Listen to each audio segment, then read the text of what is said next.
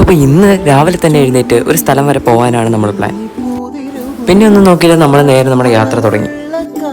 ഇന്ന് അത്യാവശ്യം അടിപൊളി ക്ലൈമറ്റ് ആയതുകൊണ്ട് തന്നെ വെയിലും കാര്യങ്ങളൊന്നുമില്ല.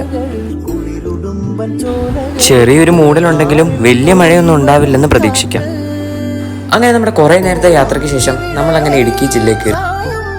അപ്പോൾ എന്തായാലും ഇടുക്കി വരെ വന്നതല്ലേ, ഡാം കണ്ടിട്ട് പോകുന്നതായിരുന്നു നമ്മുടെ പ്ലാൻ.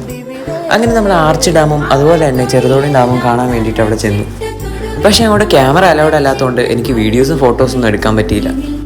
എല്ലാവരും കണ്ടിരിക്കേണ്ട കാഴ്ച തന്നെയാണത്. ഏഷ്യയിലെ തന്നെ രണ്ടാമത്തെ ഏറ്റവും വലിയ ആർച്ച് ഡാമാണ് നമ്മുടെ ഇടുക്കി ഡാം. അവിടെ എത്തിക്കഴിഞ്ഞാൽ ടിക്കറ്റ് എടുത്തതിന് ശേഷം അവരുടെ തന്നെ ബഗ്ഗിയിലാണ് നമ്മളെ കൊണ്ടുപോവുക. കുറുവൻ മലയുടെയും കുറുത്തി മലയുടെയും നടുക്ക് നമ്മുടെ ആർച്ച് ഡാം നിൽക്കുന്ന കാഴ്ച അടിപൊളിയാണ്. അങ്ങനെ ഡാമൊക്കെ കണ്ട് തിരിച്ചിറങ്ങിയപ്പോഴത്തേക്കും നല്ല അടിപൊളി മഴ തുടങ്ങി. അപ്പോൾ ഇതെല്ലാം പറഞ്ഞ് സമയം പോയതറിഞ്ഞില്ല. അടുത്ത വീഡിയോ വരുന്നവരേക്കും സ്റ്റേ ട്യൂൺഡ് ആൻഡ് ബൈ.